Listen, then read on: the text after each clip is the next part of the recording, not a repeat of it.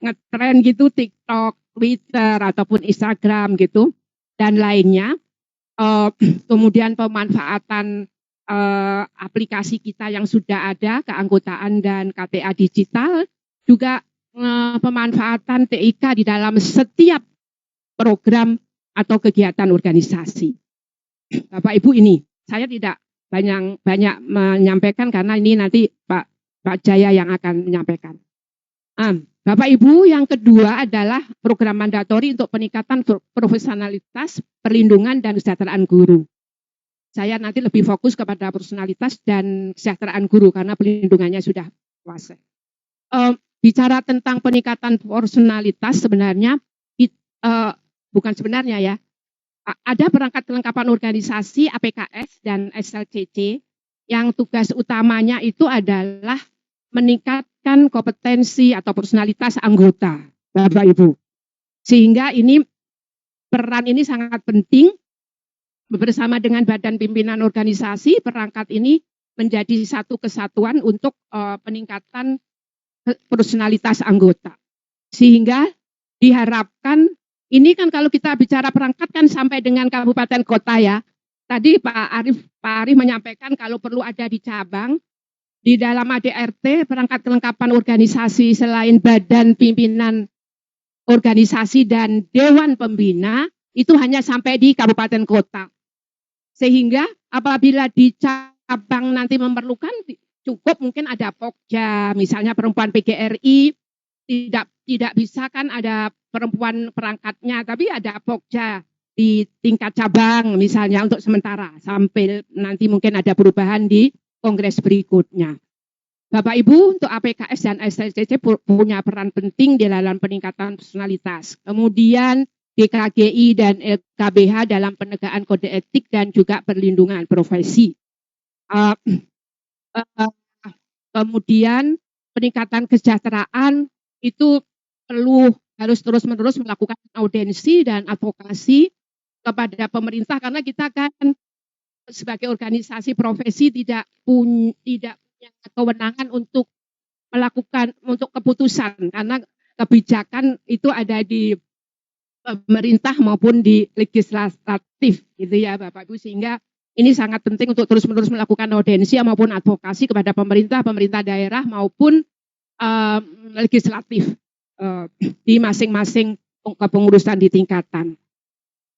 Bapak Ibu, penetapan perangkat kelengkapan ini sudah diatur di dalam ART tadi pasal 60, khususnya untuk DKGI, LKBH, APKS, dan SLCC itu di pasal 60, ART 61, 62, dan 66. Bapak Ibu, ini mulai dari tingkat provinsi, pengurus besar provinsi dan kabupaten kota. Itu. Bapak Ibu, pengelolaan keanggotaan saya lewatin karena nanti Pak Jaya yang akan menjelaskan. Kemudian juga keuangan. Hanya saya ingin menyampaikan bahwa di dalam penyelenggaraannya sudah diatur di dalam pasal ada perbendaraan dan keuangan itu pasal 140 dan 141 ya Bu Fat ya. Harus mengacu pada prinsip dan akidah SAI. Nah, yang sering kita agak kaprah itu di laporan ini Bu Fat. Laporan penerimaan iuran kepada, bukan kaprah sih, mungkin belum diimplementasikan secara optimal. Karena di situ dinyatakan di dalam pasal 141 ayat 14 ya? Salah ya? Dinyatakan bahwa pimpinan organisasi itu setiap 3 bulan itu harus menyampaikan penerimaan iuran kepada badan pimpinan di atasnya. Sebenarnya kita sudah melakukan ya Bu, ya ada laporan setiap 3 bulan dari provinsi diminta untuk membuat laporan keuangan. Nanti mungkin itu perlu kita diskusi bersama kalau penagihan setiap bulan apakah 3 bulan menjadi 3 bulan supaya sinkron dengan ini atau bagaimana. Nah, itu. Kemudian ini yang sering verifikasi itu kan setiap dilakukannya sebelum konferensi kerja, Bapak Ibu. Verifikasi keuangan. Pengurus besar oleh provinsi. Karena memang di atasnya pengurus besar kan tidak ada badan pimpinan yang lebih tinggi. Sedangkan aturannya di dalam pasal 141 ayat 15 itu verifikasi itu dilakukan oleh pengurus PGRI satu tingkat di atasnya. Sehingga kalau provinsi melakukan konferensi kerja provinsi, verifikasinya bukan dari kabupaten Bapak Ibu, tapi dari pengurus besar. Tapi yang kaprahnya sekarang karena ngikuti pengurus besar oleh provinsi, sehingga provinsi oleh kabupaten kota oleh cabang. Gitu. Yang sebenarnya karena pengurus besar tidak ada yang di atasnya lebih tinggi oleh provinsi, tapi begitu provinsi yang melakukan verifikasi adalah pengurus besar. Kalau konker prof oleh provinsi, verifikasinya oleh pengurus besar. Apabila konker kap dan konker kot, maka verifikasinya dari pengurus provinsi. Itu ya Bapak Ibu, supaya tidak berlangsung selama ini itu salah kaprah. Menurut saya salah kaprah. Harus mengacu back to ART, kembali kepada ART. Kembali ke Kitoh. Iya, baik. Kemudian optimalisasi penerimaan iuran, nanti Bu Fat akan menjelaskan lebih lanjut. Pembentukan task force juga untuk membantu kelancaran iuran juga Bu Fat nanti akan sampaikan lebih lanjut. Ini Bapak Ibu, ini yang sangat penting, kaderisasi. Ini adalah mandatori yang kelima Bapak Ibu, kaderisasi kepemimpinan dan peningkatan kinerja pengurus. Kaderisasi sangat penting karena kita itu ini termasuk merekrutmen anggota baru. Nanti Pak Jaya akan menyampaikan. Banyak guru-guru kita yang sudah pensiun walaupun masih menjadi anggota, tapi kan sudah tidak aktif gitu, sehingga perlu kaderisasi, perlu merekrut anggota baru. Kemudian juga dalam rangka untuk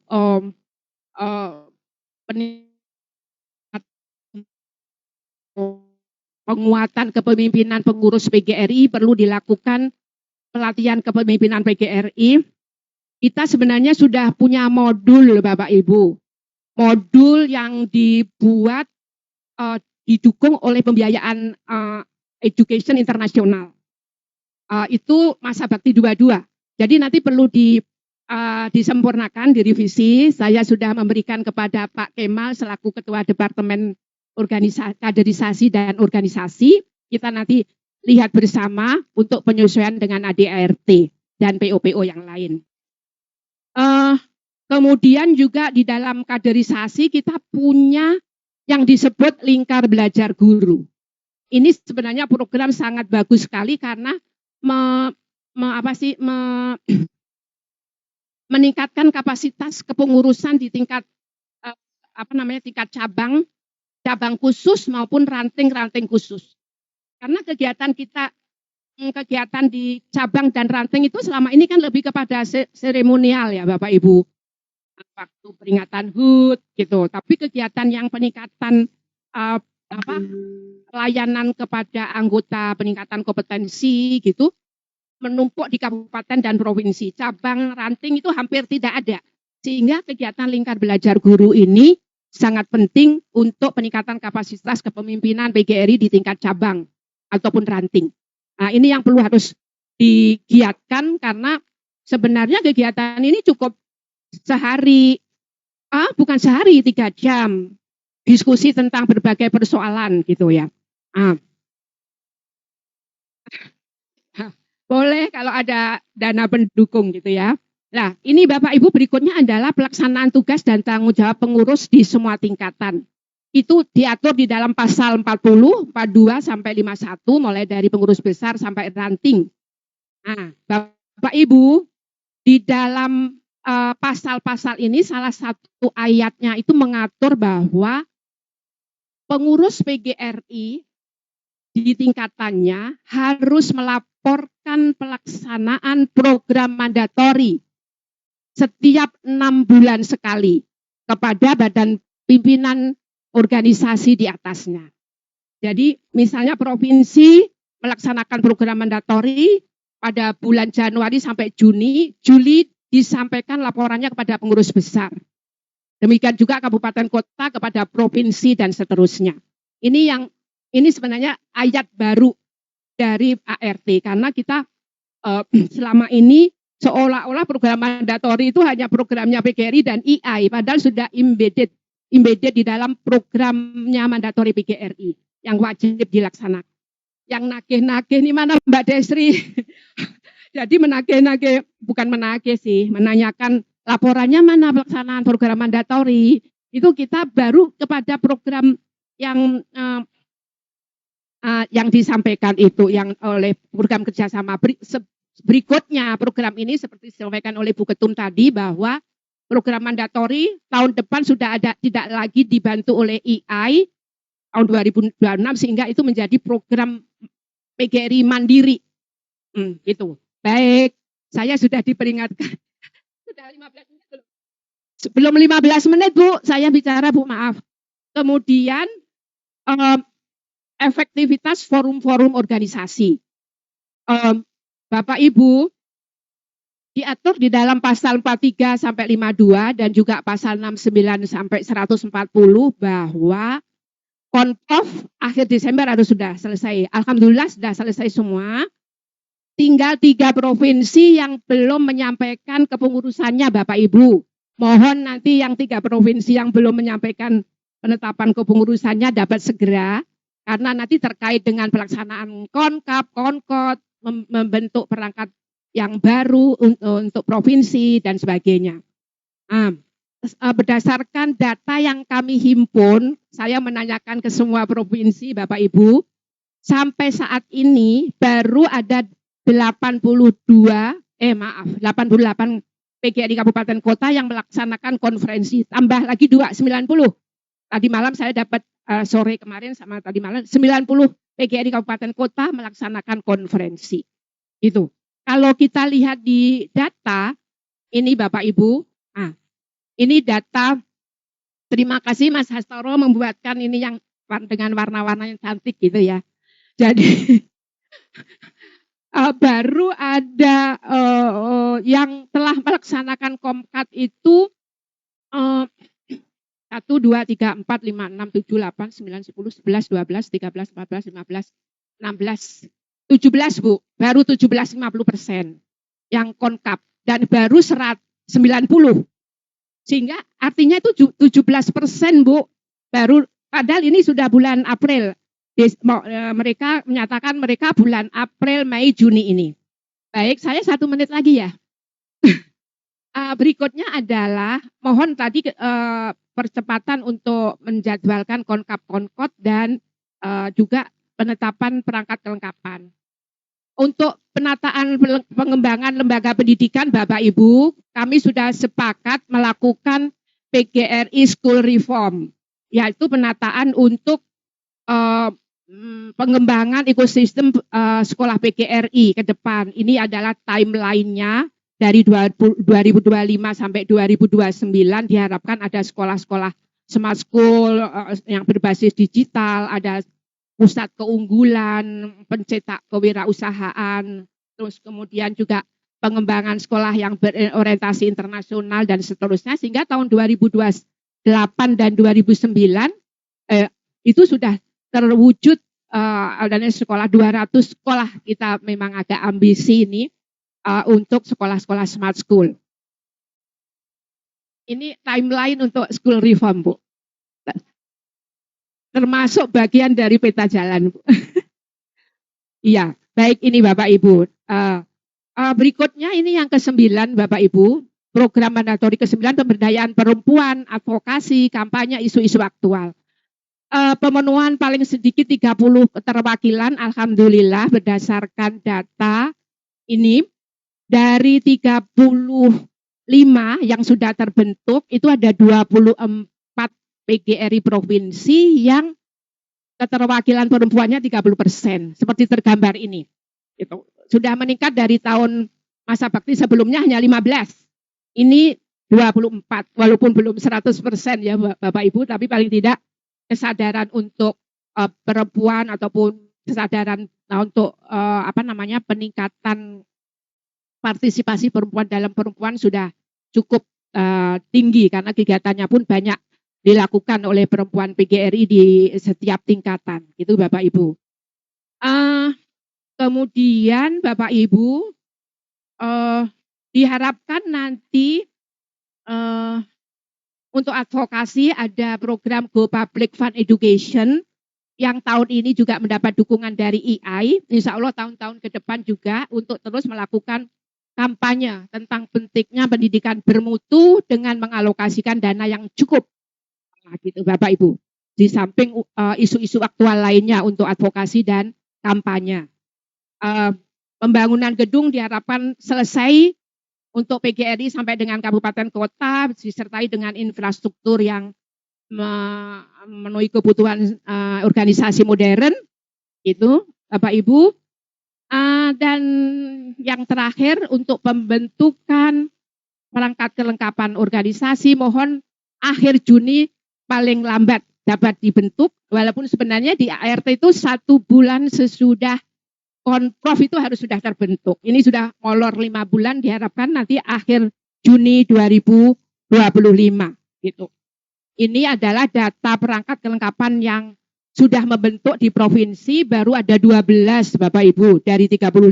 Ini data kami, baru 12. Ini provinsinya oleh Sumatera Utara, Bengkulu, Riau, Lampung, Kalimantan Selatan, DKI, DIY. DIY sudah lengkap Pak perangkat kelengkapannya. Kemudian Jawa Timur, Sulteng, Jawa Tengah, Sulawesi Selatan, dan Maluku. Ini Bapak Ibu. Yang lainnya belum, nol, belum membentuk gitu Bapak Ibu.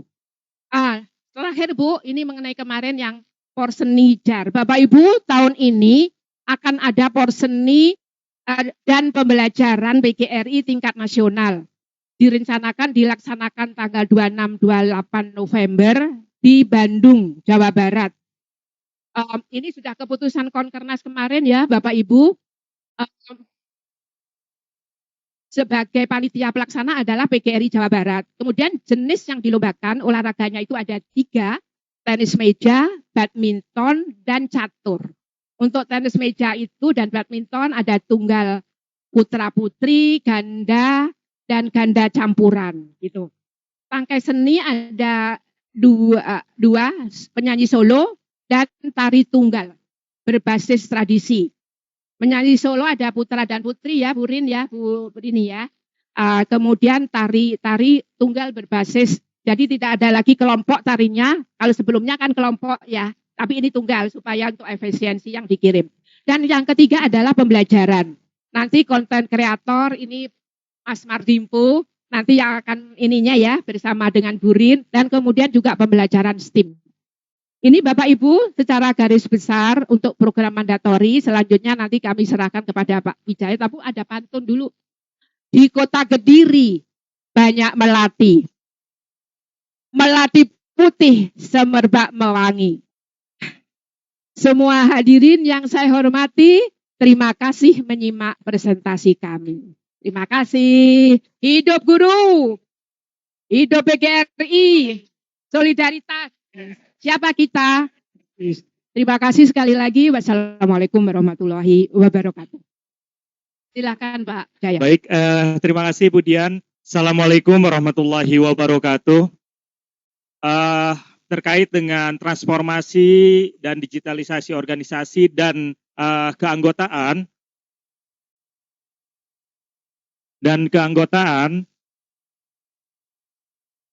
ada beberapa hal yang perlu kita pahami bersama, sekaligus kita tegaskan di dalam hal implementasinya. Pertama adalah terkait transformasi digitalisasi organisasi, ada beberapa langkah yang harus ya dan juga sudah dilakukan oleh PGRI. Yang menjadi ranah daripada satu diantaranya adalah Departemen Komunikasi dan Informasi serta Departemen Keanggotaan dan Digitalisasi. Yang sudah dilakukan pertama informasi dari Kadep Kominfo Pak Dr. Agus bahwa satu diantaranya adalah bagaimana kita bisa merebranding penampilan ataupun perwajahan dari website PGRI dan itu sudah dilakukan. Yang kedua adalah kita memanfaatkan berbagai media sosial menjadi saluran publikasi dan juga belanja masalah, ya, untuk memotret bagaimana keresahan, bagaimana suara guru di akar rumput. Karena di era digitalisasi ini yang memang perubahannya sangat amat cepat, ini perlu ditindaklanjuti juga dengan respon yang terukur dan juga respon yang sangat cepat. Jadi sekali lagi untuk transformasi dan digitalisasi organisasi ini disampaikan kepada seluruh pengurus di setiap tingkatan untuk wajib membuat berbagai platform media sosial di luar website, ya, baik seperti Instagram, Facebook, juga YouTube, Twitter, TikTok, itu sudah saatnya itu harus dimiliki oleh semua kepengurusan pengurus di setiap tingkatan. Itu yang pertama. Yang kedua, terkait bagaimana kita merespon, ya, terkait tata kelola keanggotaan. Nah, sistem yang sudah dibuat ketika berbicara keanggotaan ada 13 pasal, ya, 3 di dalam anggaran dasar, 10 di anggaran rumah tangga, ya. Itu mulai dari pasal 14 sampai 16 anggaran dasar, terus pasal 7 sampai 17 di anggaran rumah tangga. Ini wajib diimplementasikan. Mengapa? Karena dari data inilah nanti akan tersalur bagaimana iuran yang sehat, ya, bagaimana menghimpun iuran, ya, dan juga bagaimana PGRI memberikan layanan. Itu berawal dari data keanggotaan. Persoalan di lapangan sampai dengan saat ini banyak pengurus di setiap tingkatan itu saya tanda kutip bermain mata. Artinya apa? Satu, ya, banyak kepengurusan yang mengeluarkan NPA tanpa melalui sistem. Ya, kita memiliki basis data guru se-Indonesia dan juga lapangan-lapangan yang masuk melalui sistem. Ada contoh misalkan kabupaten atau kota yang dimasukkan ke sistem adalah sesuai dengan iuran yang disetorkan ke PB, misalkan 1.000. Padahal iuran yang dihimpun itu sekitar 7.000. Nah, ini persoalan yang harus segera diselesaikan. Padahal kami sudah menyiapkan sistemnya yang bisa menjadi solusi untuk semua. Ya, ketika anggota yang terregistrasi di dalam sistem informasi keanggotaan digital itu ada 7.000, ya, maka bagian keuangan atau bendahara keuangan PB itu hanya akan mengkolek keanggotaan yang aktif.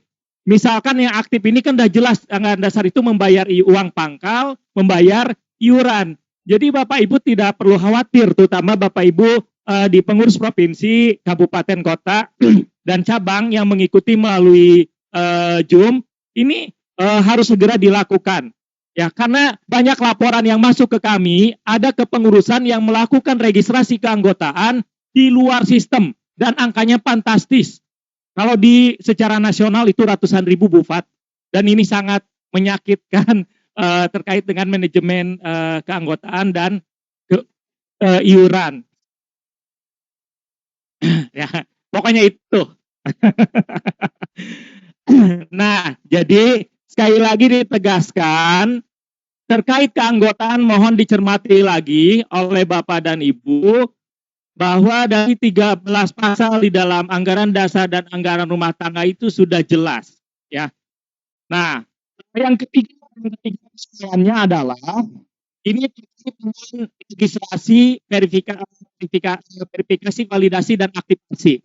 Banyak anggota kemudian sampai saat ini itu diverifikasi, ya, 55.000 itu belum diverifikasi. Ini persoalan yang berdampak terhadap image daripada PGRI. Katanya sudah digitalisasi, katanya transformasi digital, tetapi faktanya layanan keanggotaan yang sebetulnya bisa diproses dalam waktu kurang dari 1 menit, tapi ada yang berbulan-bulan tidak diverifikasi. Ini izin sebagaimana keputusan Konkernas disampaikan lagi kepada Bapak Ibu pengurus provinsi, kabupaten, kota, dan juga kepada jajaran pengurus besar bulan Mei jika tidak diverifikasi, maka pengurus besarlah yang akan ada 55.000 sampai detik ini yang belum diverifikasi. Padahal jika diverifikasi pun itu tidak berdampak terhadap iuran jika Bapak Ibu pengurus kabupaten kota dan cabang tidak mengaktifkan status keanggotaan itu. Padahal ya semuanya sudah kami pertimbangkan, berikan kemudahan, ada RT tetap dijalankan. Jadi tiga ini tuh. Yang ini juga ada persoalan nanti kita ini fenomena yang selalu berulang. Pemilihan anggota-anggotanya, tetapi ketika dihubungkan dengan persoalan iuran kok menciut. Nah, ini persoalan masalah integritas dan transparansi termasuk layanan keanggotaan Bapak Ibu. Kalau kita menyimak, mencermati bagaimana suara akar rumput, mungkin di sini adik saya, Bang Dimpu juga suka membantu saya bagaimana keresahan di akar rumput, iuran dipotong, layanan keanggotaannya, ya hadir. Ini padahal kita punya data, memang mereka membayar iuran, mereka ada yang dipotong langsung, dan kami pun tahu yang masuk itu berapa, tapi kita tetap menjaga muruah organisasi dengan menjawab secara proporsional. Jadi Bapak dan Ibu pengurus besar juga semua yang hadir baik yang langsung di Joglo ini dan juga melalui Zoom, silakan kita sama-sama dicermati 3 pasal di anggaran dasar, pasal 14, 15, 16 dan di anggaran rumah tangga ya, mulai dari pasal 7 sampai dengan pasal 17 terkait dengan keanggotaan. Ini sangat penting sekali karena hubungannya dengan persoalan yang sekarang mulai timbul di kabupaten kota yang akan melaksanakan konkap dan konkot terkait dengan apakah dewan pembina itu bisa mencalonkan, dan pasca kontestasi politik ini dinamikanya sangat menarik sekali. Tadi sudah sampaikan oleh tim ADART, sehingga keanggotaan ini kembali lagi menjadi rujukan. Namun jangan khawatir Bapak dan Ibu, sekarang setiap registrasi keanggotaan itu sampai detiknya kami ada rekamannya. Jadi tidak bisa dimanipulasi. Saya udah anggota lama, padahal kita punya data, bisa ada jejak digitalnya. Harinya jam berapa ya, terus tanggal berapa, menitnya sampai detiknya kita ada. Jadi ketika ada kabupaten kota yang bermasalah, ada ujuk-ujuk misalkan calon siluman, itu banyak yang akhirnya konfirmasi dan kita kasih datanya, masuk tanggal sekian, jam sekian, detik sekian. Nah, sehingga persoalan-persoalan konkot itu bisa diselesaikan. Nah, mungkin itu saja Bapak dan Ibu. Sistem informasi keanggotaan itu memadukan sekali lagi 3 sistem, sistem informasi pengurus, sistem informasi keuangan, dan sistem informasi keanggotaan. Semua diberikan ruang, tidak ada kewenangan yang diambil oleh PB dan sudah dilaksanakan justru sesuai kewenangan masing-masing. Hanya saja di dalam implementasinya masih banyak yang mencari jalur lain. Jadi ditegaskan tidak sah KTA ataupun NPA yang dikeluarkan tidak terdata di dalam data basic. Itu sudah jelas ya di dalam anggaran dasar dan anggaran rumah tangga. Karena persoalannya ini nanti dengan layanan keanggotaan. Dan terakhir izin Bapak dan Ibu, anggota sekarang kita bisa memotret keluhan di bawah langsung. Melalui berbagai fitur yang ada di sistem informasi keanggotaan, kita bisa memotret geliat kabupaten kota yang aktif memberikan layanan, geliat provinsi yang aktif memberikan layanan, dan sebagainya. Berbasis data kami punya pengaduan-pengaduan, persoalan-persoalan, dan juga apresiasi dari anggota, semuanya ada datanya. Dan itu bisa diakses oleh pengurus provinsi, pengurus kabupaten kota, dan cabang sesuai kewenangannya. Nah, ini merupakan bahan yang sangat berharga bahwa kita bisa belanja masalah, kita bisa belanja solusi, dan kita juga bisa melakukan transformasi organisasi yang adaptif terhadap perkembangan zaman. Sehingga tidak ada lagi nanti suara-suara sumir, suara-suara nyinyir terhadap PGRI. Sehingga regenerasi kaderisasi itu berlangsung. Kita perlu berbangga diri Bu Ketum, karena sudah lebih dari 350.000 guru baru yang menjadi anggota PGRI. Itu saja. Terima kasih. Wassalamualaikum warahmatullahi wabarakatuh.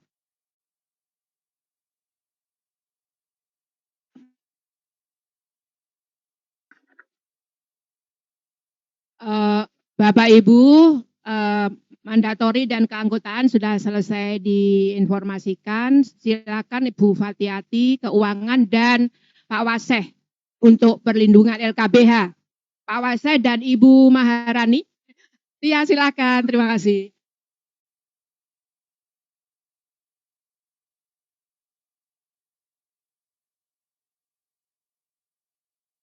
Baik, kami undang Ibu Profesor Dr. Fatiyati untuk presentasi terkait iuran dan juga Bapak Abdul Waseh.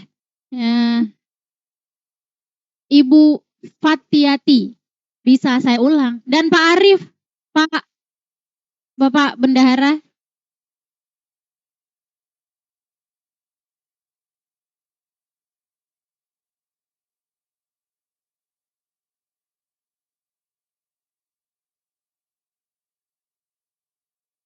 Pak, monggo Vinara Pak.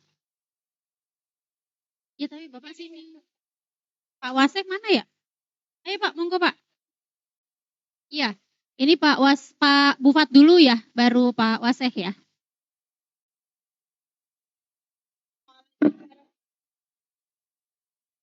Assalamualaikum warahmatullahi wabarakatuh.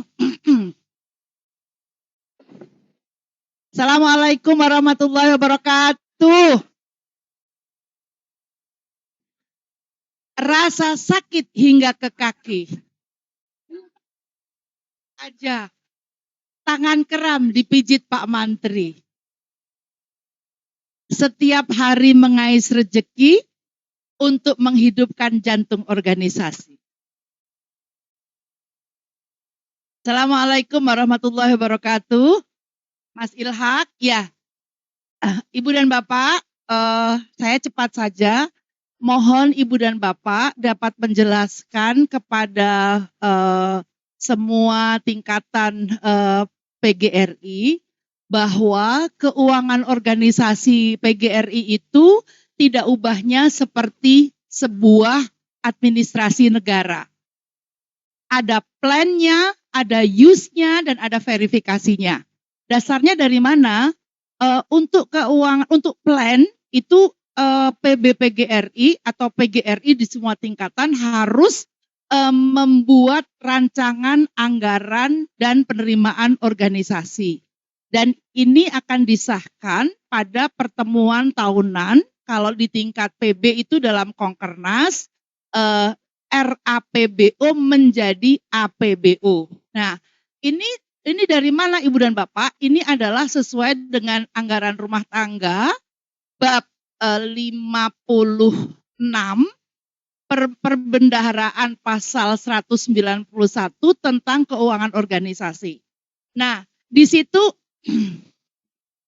Mas Ilhaq, next yang berikutnya, Ibu dan Bapak, jadi mohon dapat Pak Halimomo, kemudian Ibu Pak Mardimpu, Bu Nadra, mohon dapat dijelaskan kepada teman-teman di daerah bahwa iuran untuk ke PBPGRI per 1 Januari bukan lagi mendasarkan kepada ini, kepada 600. 600 adalah masa bakti 22 yang berakhir sampai Maret 2024. Berlakunya per Januari 2025 adalah iuran ke PB itu Rp800 ya, dan kemudian seterusnya itu jumlahnya 8.000 minimal. Jadi ini berdasarkan anggaran rumah tangga pasal 141. Itu nanti kemudian bisa dilihat. Nah, ya, jadi ini dari yang baru. Jadi Ibu dan Bapak, Pak Halimomo, kadangkala begini, nih Ibu dan Bapak, ini ilustrasi ya. Ada yang setornya misalnya 4 juta. Kemudian Mbak Nina, Bu, ini kan harusnya Rp800. Ya sudah, 400.000 itu dibagi 4 juta dibagi Rp800. Jadi sesungguhnya kan kita itu mendasarkan pada berapa jumlah anggotanya. Bukan rupiahnya dibagi berapa satuannya. Seperti itu Ibu dan Bapak. Karena itu sebetulnya antara keanggotaan dengan iuran itu sangatlah terkait satu sama lain. Kemudian Ibu dan Bapak, kami ingin menggambarkan ini adalah progres iuran sejak tahun 2019 sampai tahun 2024. Nah, jadi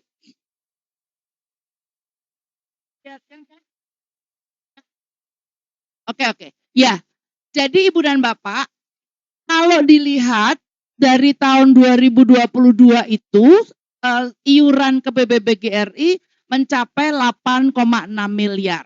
Tapi di tahun 2023 itu turun, kemudian di tahun 2024 itu naik sedikit 1 miliar. Nah, Ibu dan Bapak, sesungguhnya kalau kita itu kemudian di tahun 2025, kalau misalnya naik 1 miliar harus kita lihat karena apa? Karena satuan anggotanya per bulannya bukan lagi 600, tetapi 800. Jadi nanti di masa yang akan datang kita harus membagi berapa orang yang membayar dalam 1 tahun dibagi 800 rupiah dibagi 12 bulan. Itu juga yang dilaporkan ketika di EI itu, jadi jumlah pemasukanmu 7 miliar itu sesungguhnya berapa juta orang yang membayar. Gitu ya Ibu dan Bapak. Nah, ini saya ingin menjelaskan tentang clustering. Saya mohon Pak Tomo, adakah Pak Tomo? Ya, Pak Tomo. Ada Pak Tomo. Nah, ini adalah provinsi yang lunas di 2024. Ibu dan Bapak, mungkin kepada Korwilnya, ketua yang Korwilnya, terutama untuk Kepulauan Riau. Kepulauan Riau itu dalam sejarahnya selalu lunas. Menjelang Kongres juga lunas, tetapi kemudian di tahun 2024 itu menjadi tidak lunas. Sehingga nanti kita akan melihat ada konsistensi provinsi yang lunas dan kabupaten kota yang lunas. Nah, Ibu dan Bapak, ini kami ingin menggambarkan ini adalah keadaan keuangan dari Januari hingga Maret 2025.